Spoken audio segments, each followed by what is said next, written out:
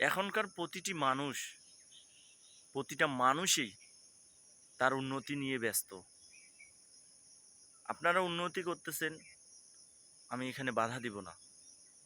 তবে একটা জিনিস সবাইকে মাথায় রাখতে হবে, মানুষকে ঠকিয়ে, মানুষকে কষ্ট দিয়ে, মানুষকে আঘাত দিয়ে কখনো উন্নতি করা যায়, কিন্তু সফল হওয়া যায় না।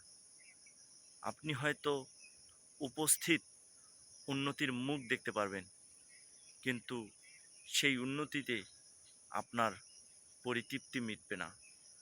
কারণ ওই সকল মানুষের অভিশাপ, ওই সকল মানুষের কষ্ট, ওই সকল মানুষের কান্না আপনার জীবনটাকে অতিষ্ঠ করে তুলবে। তাই আসুন, আমরা উন্নতি করব ঠিক আছে, তবে সঠিক পথে, স্বচ্ছ পথে, ন্যায়ের পথে, মানসম্মত বিবেকবানের পথে। আশা করি আমার কথাটা সকলে বুঝতে পারছেন। ধন্যবাদ সবাইকে। আসসালামু আলাইকুম।